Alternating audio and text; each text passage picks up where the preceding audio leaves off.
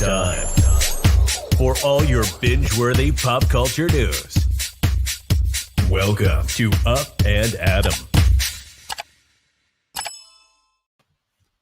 Hi, guys. Welcome back. And do we have a lot to unpack today? Guys, we're back to break down. I was about to say to talk about, but we're actually breaking down the Real Housewives of Beverly Hills episode from last night. While there wasn't as much going on, we did find out Erika finally heard about the conservatorship. So we're seeing how she reacted to that. But also, we're going to do a little bit more of a deep dive because shit just came out on page 6 and we have to talk about it. You guys know I can't do this by myself, so I have to welcome two very special guests. $25,000 sunglasses. I'm sorry. I feel like, Dana, you're branded with that at this point. And also Jason from his channel, Down with Jason. Guys, before I bring them up, if you haven't already, go ahead, smash that like button. If you're not subscribed, get subscribed. And I've attached our two special guests today. Their channels in the description of this video. They both have fairly new channels, but they're not new to this game. So go get subscribed. So that way you can get some daily hot topics. All right. Hi, Dana. Hi, Jason. Hi.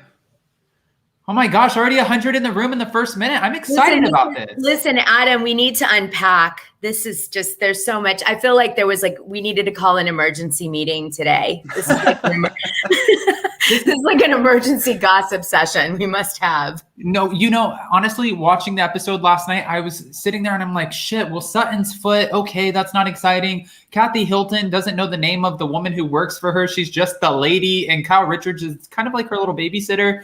And then also Erika saying she should be threatened. I'm like, what is there really going on? Is it that interesting? And then this morning it was like, boom, page 6 releases a video of Tom Girardi looking like he's not all there, revealing that he felt like Erika knew.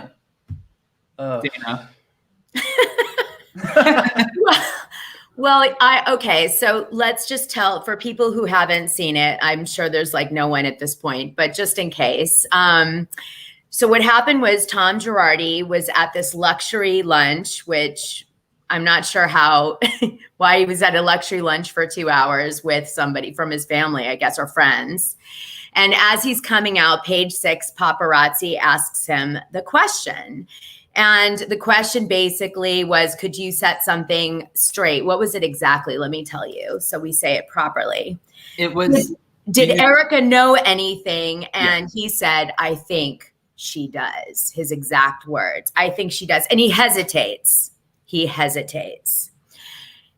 Now, what did I think at that moment? I thought Tom Girardi is pissed.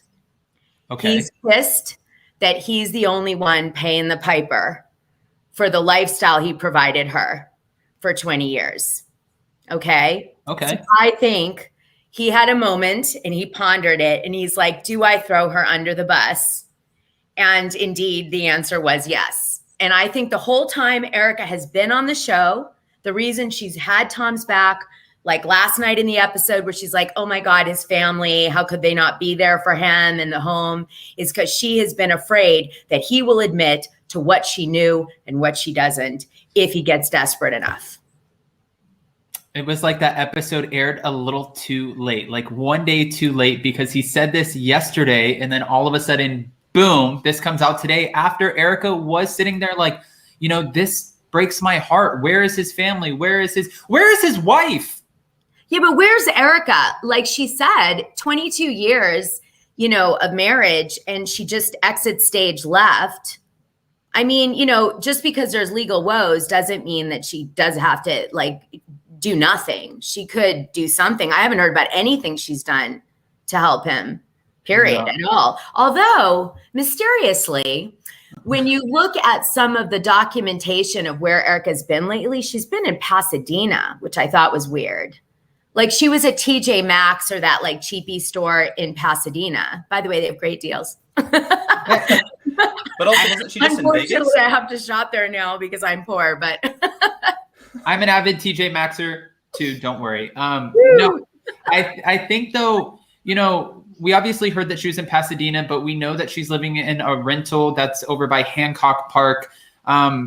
this is interesting. And Jason has said the same thing over and over. And I've been listening to him say it. And I'm trying to play devil's advocate because I get a lot of shit when people are like, get off of Erika's back. I'm like, I'm not on her back. I'm just trying to figure out what the hell is going on because nobody's saying shit.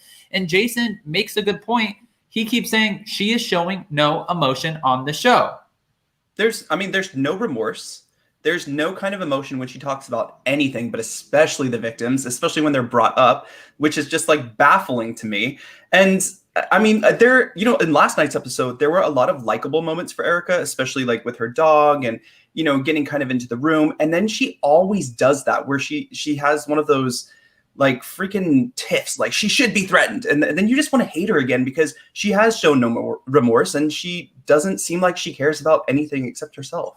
Well, and plus, what was that whacked out statement last night? You guys, I don't know if you saw it yet, but she says she's retelling a story about Tom's car accident and going to the hospital. And like this story has it's become multiple stories. It's like got a life of its own. I feel like it's like a game. Like, let's keep telling the car story and change it up a little this time.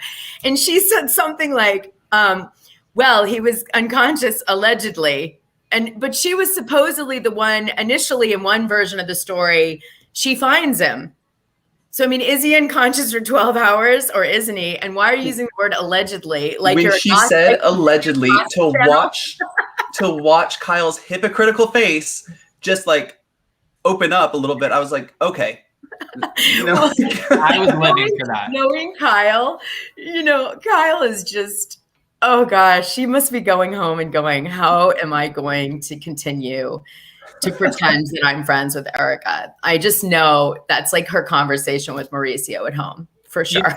Well, I want to, let's get back to that in a second, but there's so much, again, that keeps coming out. And sometimes we get blind items and sometimes they're valid and sometimes they don't make sense at all. But one of the blind items that came out through Bravo Snark side as of recently, and I don't know if you've heard about this, Dana or Jason, but we saw. I love her, so of course I have. Oh, okay. we heard that we saw that Erika went to Vegas and she went to an event at the Venetian Resort. It was her first appearance that we've seen her on a red carpet aside from the VMAs since everything has happened. And when she is doing this, everyone's wondering, you're smiling, you're happy, yet you've still said nothing about the victims and you're being sued right now. What are you so happy about? Well, when the blind item came out, they said Erika was brought to Vegas and given this allegedly paid opportunity by her boyfriend, who is supposedly a casino mogul. That's right. Are you buying this? Yeah, Bravo Snarkside heard who it was on my Patreon. It's in Bravo there. Snarkside, give some credit. Bravo Snarkside's, no, she doesn't need to give credit. It's all good. I have many media outlets in my Patreon and they listen and then they go and they do it. Or she might have gotten it from NT too, from Crazy Days and Nights. But because he also is, him and I converse about these things. Yeah, so she does. She has a big Vegas boyfriend, we think. And we think we know who it is, and it is in my Patreon, but it's so good I can't let it go here. Okay. That's fair. I do break it all down, though. It's not like a tease. Like I tell you his name, why, where it could have come from, the whole bit. So let me ask you a question then, and you don't have to give us a name, but if he's a casino mogul, are we saying or are we thinking that he's worth more than Tom Girardi ever was? Well, I mean, if you're a private individual and you own a casino, there's not that many of those anymore. I'd say you're basically blowing your nose in $1 million. You know what I'm saying? Like that's a lot of dough to be a private holder of a casino. Oh, did I give it like a little?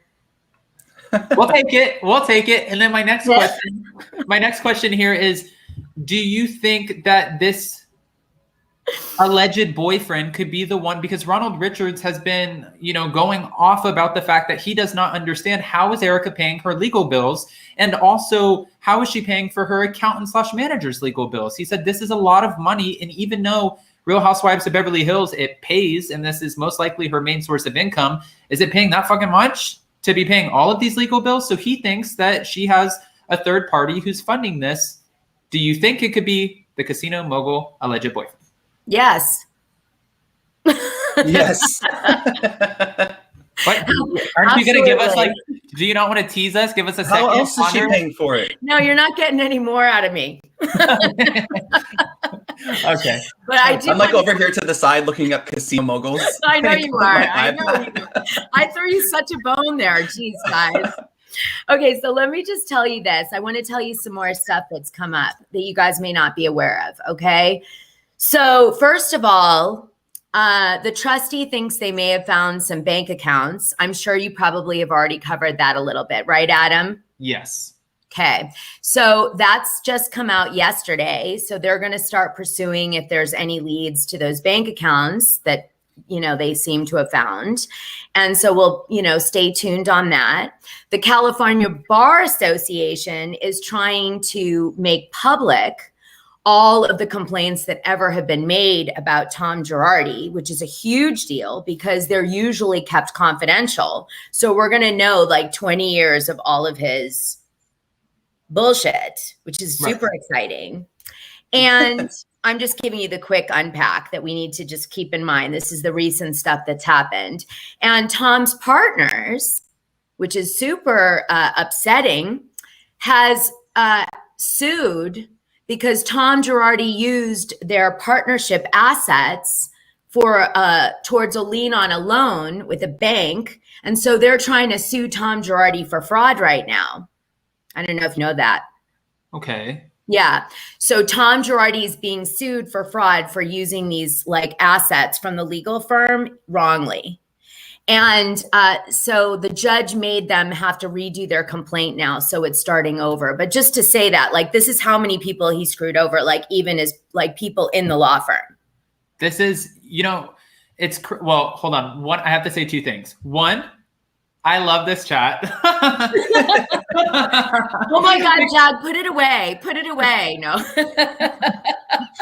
We'll have to look into that some more, but I love this chat. And also, oh my God. Well, hold on. Actually, Jago, I have to go ahead and take a photo of this really quick because I'm here for it. But guys, you have to definitely get the breakdown because Dana puts in all of the work on her Patreon account to make sure that she not only gives you a name. If she's giving you a name, she's giving you details, who they were married to, who ripped them off, who sued them, how many kids they have, how many baby mamas.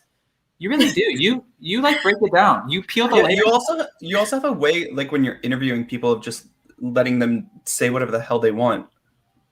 Jason was on my show. We talked Cirque du Soleil deep dive gossip. Yes. Yeah, and they were asking like an hour. give me the It hasn't details. come out yet. This week we're doing Lady Gaga's music. The guy who wrote her hit album with her. So we're doing him, and I got a lot of great stuff out of that one. Oof. Okay.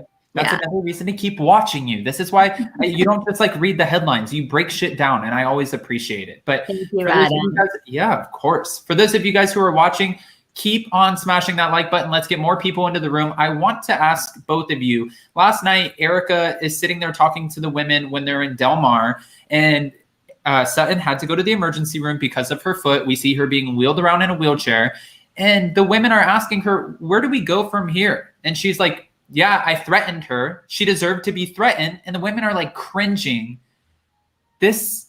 She's not pulling back on this. Do you think it's because she's pissed because she just found out about the conservatorship? Does it look bad on her that she's not taking her words back? Because we know on the Real Housewives, we get a lot of conflict and resolution where they say shit and then they apologize and they're like, you know what? I shouldn't have said that. But Erika's not pulling back.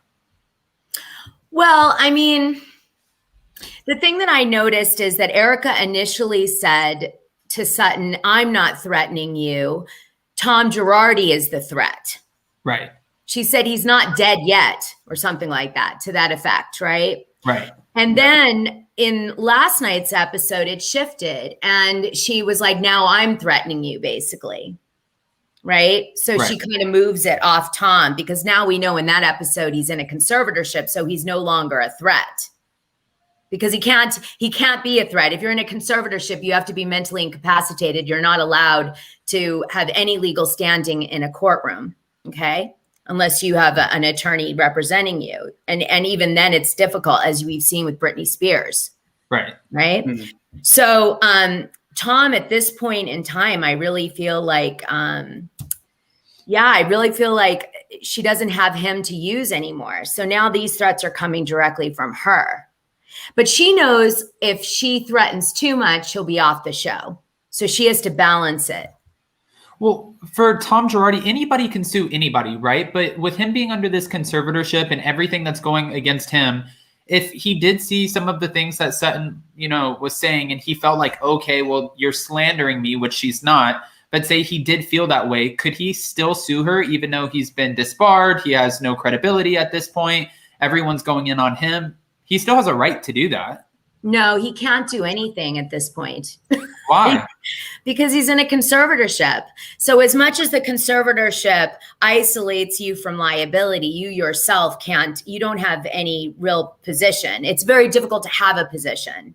For example, Britney Spears tried to get for I want to say out of the 13 years, I think as of 3 or 4 years in, she's been trying to have a lawyer represent her in her conservatorship, and she was denied that ability.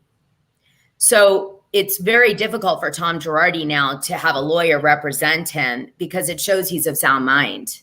So what really would need to happen is the brother would have to sue on his behalf. His brother, who's the head of his conservator, his body. And he doesn't have an estate anymore because it's with the trustee. Okay. Jason, do you have anything to say about that before I move on? No. Okay. Sorry. No. It's a lot to digest. I do have another question because you obviously were in this realm, this world. You know these women, and we've heard as of recently, Camille Grammer, Bethany Frankel, people have come out saying that this was the worst kept secret, saying or claiming that they've known about Tom Girardi's financial woes since 2017 and 2019. Did you ever hear personally anything about this before?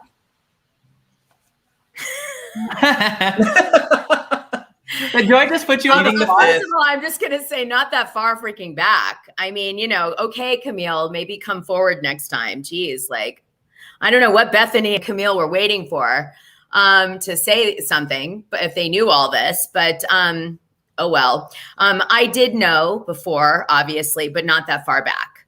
But because I would have said something like I did when I did know. Weren't you one of the first before Erika actually filed for divorce saying that this was coming?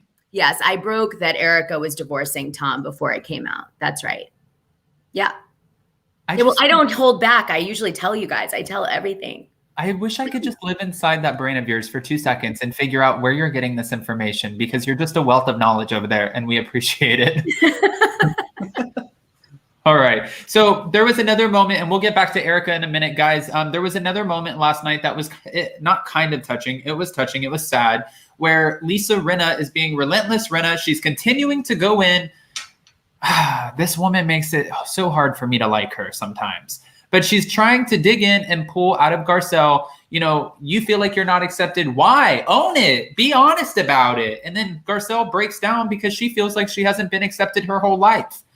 Then all of the women come to her defense. They start hugging her. And I'm like, where have you ladies been this? So this is hypocrisy at its finest. Listen, when I go live about this is something that really bothered me last night. It wasn't even like a touching moment for me. I mean, it was, but it also wasn't, because no one is listening to Garcelle. She's only being accused of being a bully. She's only being accused of, and she has explained to these ladies, I feel like an outsider. I don't feel like you guys want to be my friend.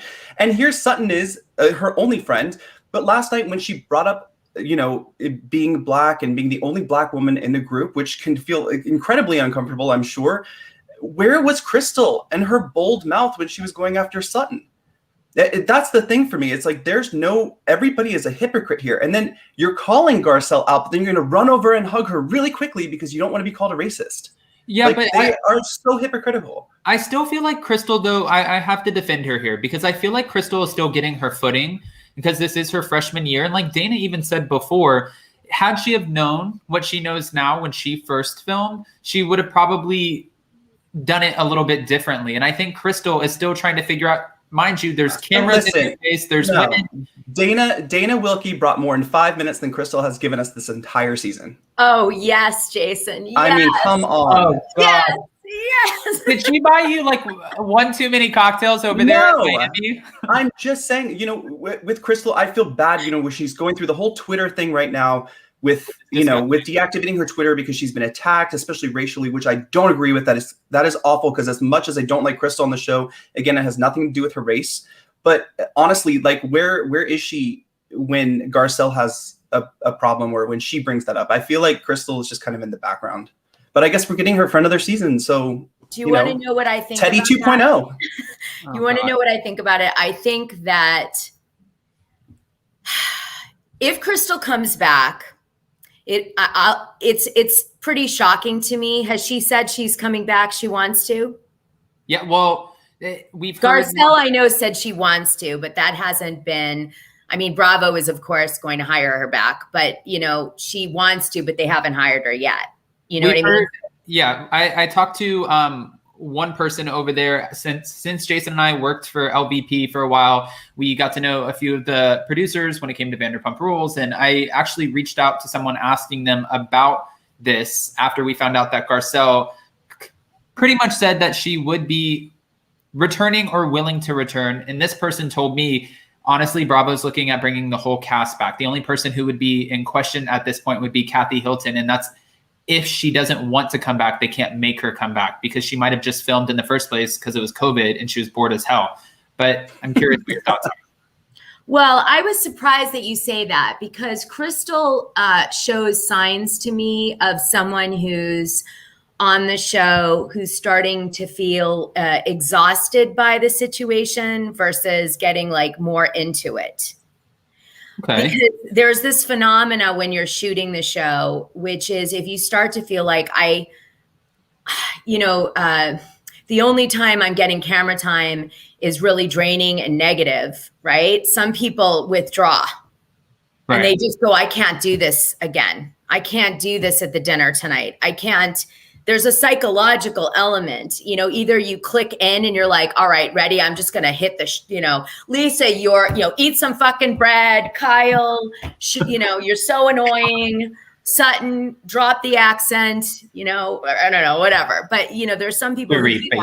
But then there's others that just go, I cannot believe I have to sit through this shit for 6 hours again, listen to drama. And now I'm back in the race conversation. I don't want to be in the race conversation. And they go like this. The cameras come and they hide. Right. And that used to happen, on my season. And sometimes people click into gear. They'll suddenly go, okay, I get it. Like Lisa Rinna, she'll be like, okay, it's dinner time. Like she'll check out everywhere else. Then at dinner, she's like, what can I say to piss everybody off? She comes alive. I see Crystal is not. She's really struggling with the fighting. So in your opinion, not based off of Bravo offering her a contract, but how you're observing her body language and how she's acting on the show, you feel like even if she was potentially offered a contract, you just don't see her taking it. Yeah. And I think, Bravo has an agenda if they offer her a contract, because her performance hasn't been like in the old days, she wouldn't have survived to the second season. I don't think, so in the new days, maybe they need people that, or they have an agenda, right. That, but I don't think she would have made it because they don't like that. They really see it like as a philosophical production mindset. Like you've got to bring it every time you shoot. And it's so hard. Like when everybody was like, do you want to go back to Kathy's room last night? You know why all the girls said no was because they're freaking wrecked. That dinner was looked for us 10 minutes. It was 5 hours. Kathy Hilton, man. They were 5. That was 5 hours. You want to? I mean, think of how we hung out. That was Kathy's breakfast. Adam, you and I hung out for 5 hours, and we were. Think of how wrecked you were at the end of it. Imagine doing that on TV. Okay, that was because we were having drinks at the pool. That's why I was wrecked. Okay, but try doing that on TV. Just drinking straight for 5 hours with the same people. Ugh. It's so funny. Thank God they don't have a bachelor sort of state of mind here where it's 2 drink maximum for all of the women, because I used to watch when they were filming Vanderpump Rules, and they would have the cast members come in and they would say, okay, well, you're here for your 2:00 call time and we're not ready for you. So go have a drink at the bar. And then they would go check in with them. How are you doing? Oh, good. I'm just waiting. I have somewhere to be. Oh, she's still sober. Hey, we're going to delay you another 15 minutes. Have another drink. Production stall when it comes to that. There was always a production stall. Always. Jason and I used to laugh about it. And then you would have like crazy Kristen walk over here and she'd be like, I am ready. And they're like, oh, yeah, we're going to mic you up. You sound great. let's do this. Let's go. You're ready to go. No, but somebody did just say, or Tracy, I appreciated Kathy trying to stop the fighting, but they shut her down and that bothered me. I don't really feel like, I mean, did you see a moment where they shut Kathy down? I mean, I think what she's sensing is that Kathy has been positioned as the mediator in the ongoing, like every episode. That's sort of what she's the matriarch or something of the family. It's sort of like she's been presented that way. Right. And so I think that's what was Tracy who said that? Yes. Okay. So Tracy is probably feeling that impression that they're giving us week to week. However, make no mistake, on those nights that they're having dinners, they know they've got to bring it. If they don't bring it, they're getting fired. So there is pressure to bring it. You know, Kathy doesn't have that pressure. She's a friend of. Right? You know, I said this last night to Jason too, because I really felt like in last night's episode, one, we're seeing Kathy more and more, like nobody will go against her. I don't know if you've noticed that, but if anybody else at the table shuts Dorit down the way Kathy does, she pops off and she has an opinion and she's like, I think you're bullying me. And then Kathy's like, Dorit, shh. And we're starting to see where they go around the table. How do you feel today? Well, I feel this. And Kathy's like, I have anxiety because I feel like there's unresolved issues at the table. I said to Jason, she's getting into this. She's getting good. Jason said, no, she's always been this way. I was like, how I feel about Kathy, just really quick, is done a lot of reality TV. Let's be fair. Yes, she's well trained in reality. Like, let's not pretend this is her. Well, like this is her first, you know. She's like, no, she knows what character to put on. Totally, and it is a character, 100%.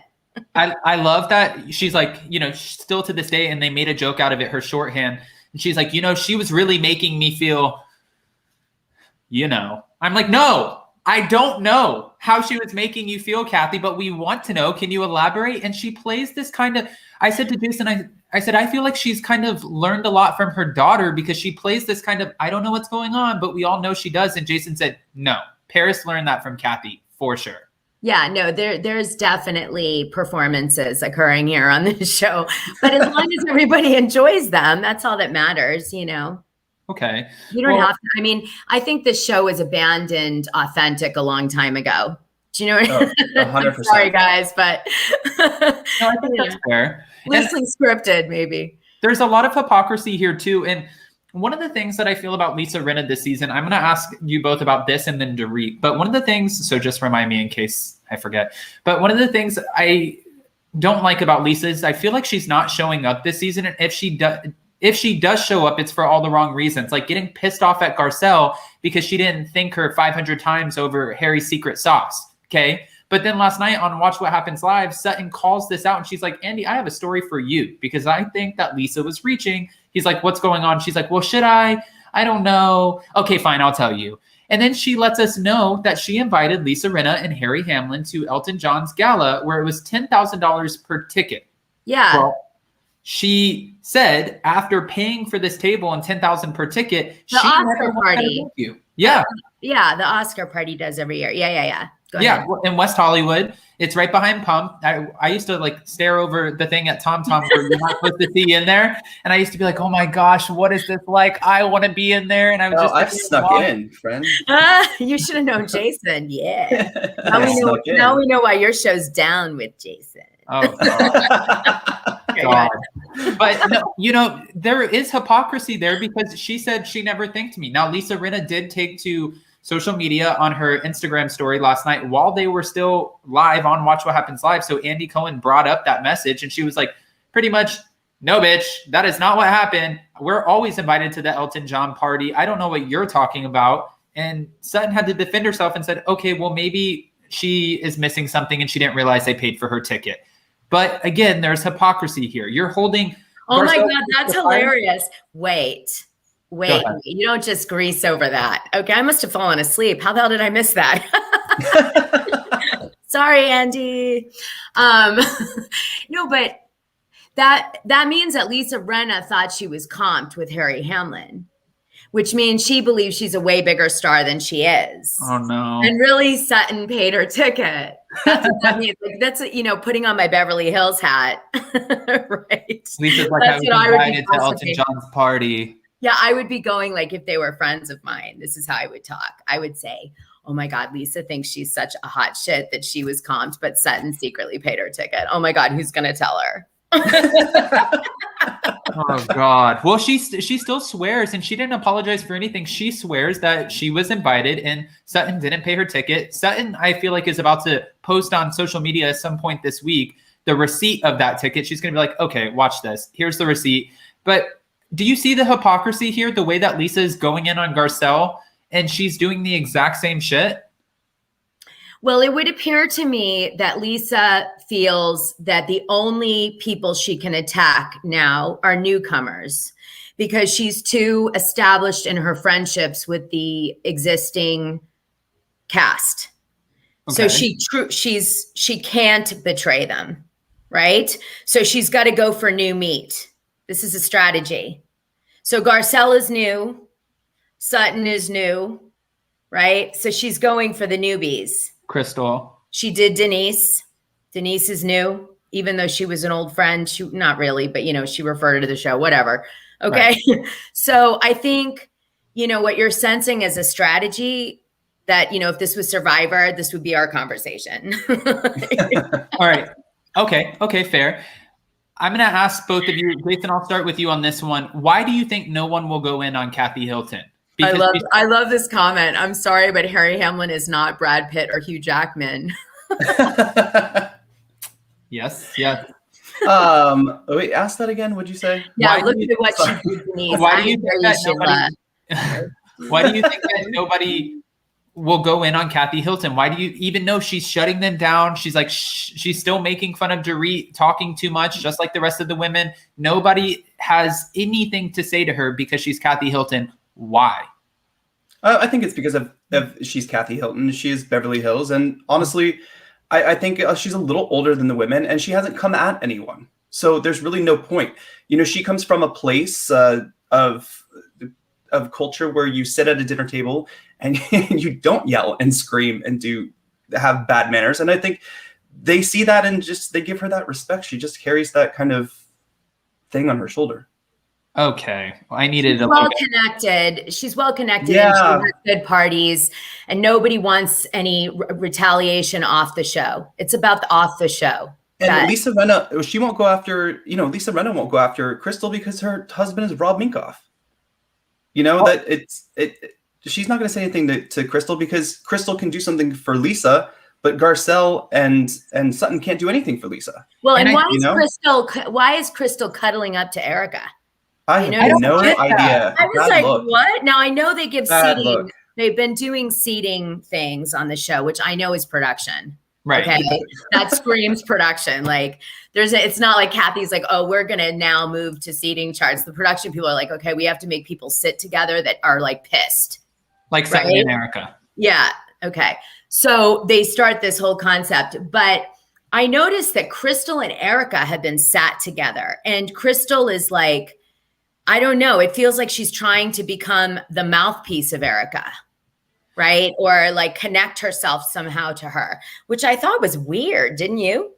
Yeah, but I also feel like, to go against what Jason was saying earlier, I don't feel like she's necessarily, or I don't know, one of you guys said this. I don't know if she's necessarily hiding in the background or if she's picked her target. Like if you notice, every time Sutton says something, Crystal rolls her eyes or she's not really here for it. And like you said, she's acting as a mouthpiece for Erika. So I feel like those are her positions on the show. And she's like, this is where I'm going to run with it because I don't have any other beef. Nobody's told me to be quiet. And Erika's kind of the underdog of the group right now. So I'm going to stick with her and I'm going to go after her. But Jason's right. Missed opportunity, Jason. If you were her agent, Crystal would be much more successful than she is at the moment because she should have stuck up for Garcelle. That was her moment and she slept through it. And unfortunately, this was filmed, a she few was months in the ago. corner of the table behind Erika, like. No, I mean, this was filmed a few months ago, but now, Crystal is dealing with some kind of race hate, which is fucking awful. Like, you read those comments, it's ridiculous. It's utterly ridiculous. But it just, like, where are you in this conversation or this topic? It just... Well, and to go back off of, piggyback off of what you were saying before, Jason, you feel like Lisa Rinna won't go in on Crystal because she's married to Rob Minkoff and that could offer her something. To be fair, I think Lisa Rinna has kind of learned because Rob Minkoff is like, I mean, what was his last movie? Haunted Mansion that you get at the gift shop as you're walking out of the Disney ride. I mean, I don't know, but I'm like, I think when they make Lion King 12, maybe Lisa Rinna could be a I Crystal Minkoff's brother is paying the bills, if you ask me. Anyway, go ahead. Okay. But I was just going to say, I think Lisa Rinna's learned because we saw in a conversation that she had with Erika after she went in on Yolanda in previous seasons. And she was like, I think she might have Munchausen's, which is like faking this disease to get a lot of attention. Erika was like, okay, well, now you want to boost your daughters into the modeling world. Look at Gigi and Bella Hadid. Yolanda could have been an asset to you. You fucked that one up. Sorry, you stuck your foot in your mouth. And Lisa was like, oh shit, I did, didn't I? So maybe you're right. Maybe she's like, I'm not doing that again. If there's someone who can offer me something, you're safe. Denise Richards couldn't offer me shit. You're out. Like, I can see how Lisa Rinna is playing this game. I do feel like we're missing a character on the show. I need to say this. It's frustrating me every week. Who? I feel like we need a character who is like Kim used to be, which is like, doesn't care about staying in with anyone in that group. That is, like a bull in the china shop in a sense, and not cheesy like Brandy, but like somebody that, would have said to Erika, like you are a liar, Erika. It comes off in everything that's happening. Like, why did you say you were rich and you're not? Why did you say he didn't cheat and he is? Why are you saying all these things? And they're all lies. So where's the truth in this? And how come you're not a liar? Because I see a ton of lies and no truth. So you tell me. Why I miss LVP on the show too, like you said, because Ken would chime in at the table. Or like when he told Yolanda, you're so stupid. It's like he would say this shit and you look at him like, because normally it's the men they're not supposed to butt into the women's conversations, but Ken didn't care, especially if it came to his wife. I agree with you. Another person who I'm wondering, because we've heard that she wants to come back. She regrets leaving. She had a $4 million 4-year contract. She cut it after 2 years. Denise Richards. Do you think after breaking the fourth wall, the way she pissed off production, the way she exited the show, is it possible because she's Denise Richards? That she'll come back? They want her back. 100% they want her back on Bravo. I think so, yeah. I've already said I think she would come back. I don't think she offered a lot to the show. I think they want her back. Remember, they're hip to the social media scene. They want people who have a lot of followers. That isn't a little thing to Bravo. They look at all that.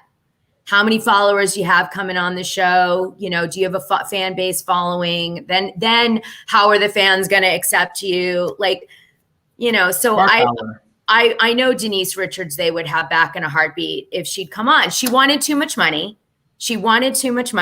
They won't meet the money. That's the issue. Okay. And Denise is willing to go back and they want her to go back, but they don't want to pay for her. And she's got a proper agent and manager. Jason, do you think she'll be back? Do you think she'll accept? I'm holding out. I'm not hoping. I see it happening. I don't know why. I feel like she had her little boot camp in Housewives and she's gotten a chance to watch it and watch how she's been perceived. And that if she does come back, it's going to be night and day. She's no stranger to reality TV either. No. Right. So, she would have still had a moment this season. Actually, no, she wouldn't, because this was because her daughter came out and said that she's no longer living in an abusive household, but that just surfaced a couple weeks ago. So they wouldn't really have had shit on Denise. Denise could have came back and really just thrived this season and been like, sorry, Erika, I passed the baton. Shit's on you, girl. But they wouldn't have. They wouldn't have, because there's always shit on Denise. Like if I wanted to really, like if I was to go on the show tomorrow and I was shooting with Denise, I'd have a roster of like 10 years of shit I could throw at her. It would be like, she'd be like, ducking. What do you do? Do these women just do their homework before they come on the show and they're like, okay, let's see, Erika, this, and this. All right. The good ones do. I didn't know that, obviously, but Brandi was the first to start that, where she would study social media, she'd study the fans, study what, anything dirt she could get on anybody. And she would then make it like a fact for the season. So like, for example, you go online and Mauricio's cheating on Kyle all over the place, right? Online, right? And so I would just go on and say, much like Brandi did, oh, so Mauricio's a cheater. Well, I don't know, but I read it everywhere. I mean, it seems pretty obvious. That damn Brandi Glanville. Okay. All right. Before we jump back into Beverly Hills Housewives, I did want to pick both of your brains on this real quick, because we have the Real Housewives All-Stars Season 2 coming out. We still haven't we haven't even gotten Season 1 yet, but they're filming in the Berkshires at the Bluestone Manor, and we have Taylor Armstrong and Brandi Glanville, who you know, Dana, and also yes. How could I ever forget?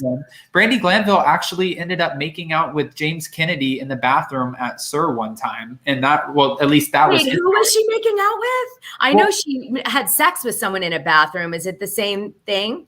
No, that was supposedly at Kyle's white party. That was right. I was at that one, I remember, but I didn't remember him being there. So he was Jamie Kennedy. You mean the comedian? Wait, like the comedian? No, the DJ, the one, he came out one day at SUR and he's like, dude, I just ran into Brandi in the bathroom and she and her, like, we made out and I have to go tell somebody. And I was like, I love that James's relevancy is like 0 to Dana. Wait, do you have amazing. A picture? Do you have like a picture you could put up on the screen? Like for us people who has never heard of this guy? Oh my God. I mean, don't bring up stories about people I guess nobody's really heard of me either. So he calls himself the white Kanye West. Okay, that doesn't help me at all. Like, he's on Vanderpump Rules. Like we would never be able to play a game show together, you and me, Adam. Oh God. Okay. This is him. I tried to find the best photo I could. Okay, that was everything. So he's always like, I'm DJ James Kennedy. Fuck off. Oh, yeah. Okay. Wow. Okay, so she made out with him. And what were we talking about again? They're going on the Berkshires on the mashup. Yeah. So what are your thoughts about right? Taylor and Brandi appearing on this show? Like, honestly, I'm not excited. I don't get anything from Taylor Armstrong. I'm not excited to see her on the show. Well, I think, I mean, I don't even know what this show is. It's like, I heard rumors that they do activities together, like kind of Big Brother-ish, where they have these like challenges. And then I heard from other people, it's just like summer house and they're just kind of hanging out or whatever. So I don't really know what this show is. Obviously Taylor is, if she drinks, she's going to be crazy because she can't help it. And Brandi is, going to bring it because she needs the fame really badly. So she's going to be like, taking her tits out and walking around. I mean, God knows what she's going to do. And then I think the show is really going to be anchored in Dorinda. Okay. Yes. New York, 100%. And she's going to actually give some story to this thing. I'll watch for Dorinda. She's a host. I think she's a great person to host this. I think she's going to be pissed when they're like trashing her house. I agree, Jason. But when they start trashing her house in the fish room, Dorinda's going to be like, I made it nice. Get the fuck out. Well, that's why Dorinda's going to be so classic. A lot of these people haven't been seen in a while. So the question will become like, are the fans shocked with the way they look? Oh, yeah. I wish I had shades right now because I would put them on. That's true, though, because, actually, it's really just, we've seen Jill Zarin. She still looks great. We've seen Vicki Gunvalson, Tamra Judge. We've seen them. But in a long time, we haven't seen Brandi, Taylor, and Phaedra Parks. Okay. Mm-hmm. Yep. All right. Well, you know. you know. Well, I want to ask, as we start wrapping this up, do you feel like, Dana, that I missed anything? Let's look. I think I have notes. I take notes, guys. I do. Okay. She's like this. She's like, did we miss anything, Erika? this is you with your notes, Dana.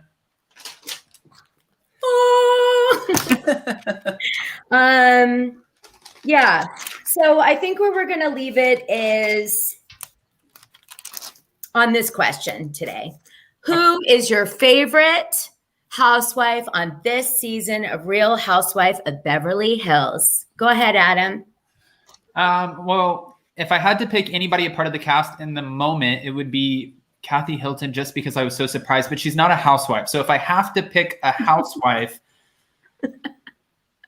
I'm either going to go with Garcelle or Sutton. And the reason why is because I feel like all of the other women have stayed so quiet when it comes to Erika's, legal drama and her husband's legal drama. But Garcelle and Sutton are kind of acting on behalf of the fans and what we would want to know, especially Sutton. And I think that's so important, because if we didn't have these two key players, then everybody would just kind of go along with Erika's stories and be like, oh yeah, allegedly unconscious for 12 hours and then flipped a car, but then had to get eye surgery. But then there was a burglar, but then there was a conservatorship. The LA Times wrote an article, but you knew nothing. No, girl, we get it. It all makes sense. So I'm glad we have them. Okay, Jason? I have to say Garcelle, only because of the authenticity I get from her tone every time she speaks, especially when she has an issue with the other women. It's real. It's like she's really asking, she's really talking, and I really enjoy that, because there's no one else like that on the show.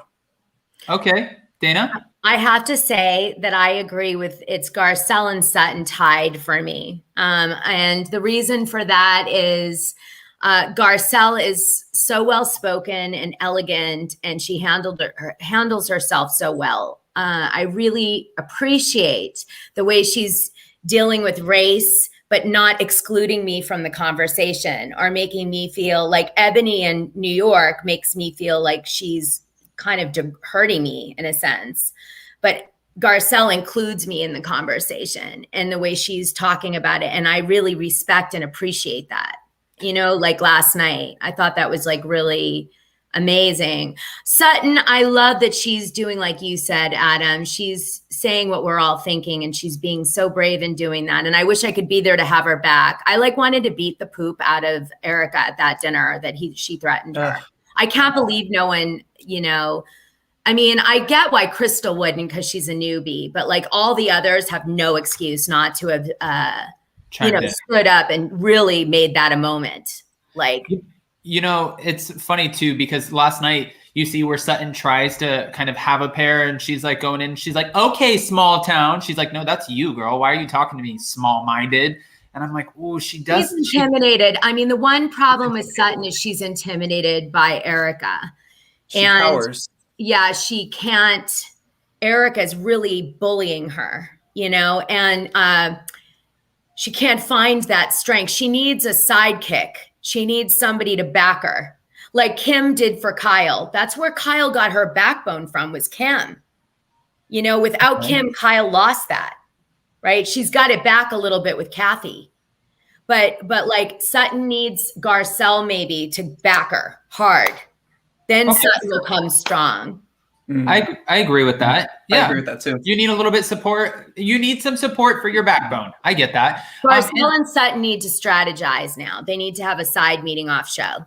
And it's interesting. You said something that I feel like you kind of hit the nail on the head here. I really like Ebony on New York. I've grown to like her because you never know when you get a new housewife, but you can tell with Ramona and Sonia and Luann, who are known for putting their foots in their mouths, like they are very uncomfortable with a lot of the conversations because they are so fearful of being canceled. You can totally read it on the show if you made it past, I wouldn't want to shoot with Ebony. She's really aggressive. I mean, she pretends to be calm, but she's aggressive. I'm not an Ebony fan. You're not going to get that out of me. But I was going to say, like, Garcelle and, even Crystal, when we've had this conversation of race, it's been more of an open dialogue where it's it's inviting everyone to come in and chime in on the conversation. Okay, this is your experience. This is how you felt. This is what it's been like to walk in your shoes.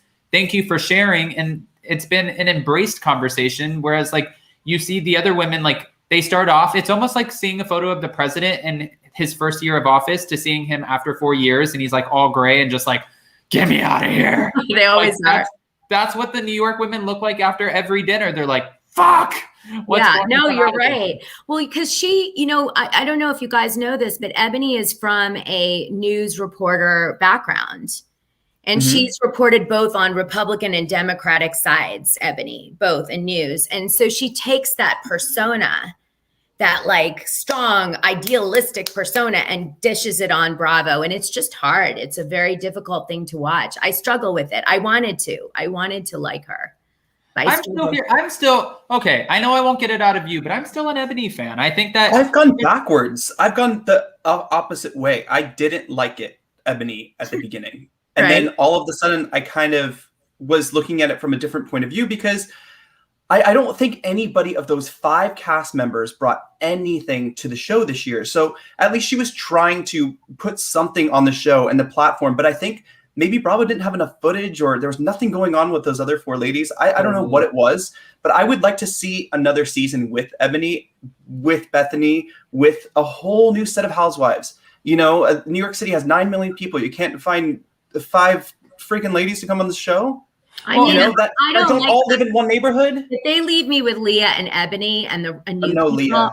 I'm gonna die. I'm just forget it. Just kill me. I can't watch it anymore. It's over. But also I have to say, much like when I liked Bethany on the show and Dorinda, one of the things about Ebony that I appreciated was Ramona comes in and she's like, this is the help. I don't know their name. Oh my gosh, look at all these servants. And she says some really dumb, ignorant shit. And Ebony looks at her like, you can't say that shit. You look like an asshole. And I'm like, yes, Ebony. Thank you so much for being on the show. Because Sonia and Luann, they don't really do that to her. Sonia kind of picks a little bit, but she's like sitting in the corner with her tail between her legs. Luann is just a wallflower at this point on the show. And Leah, like you said, I don't understand that casting.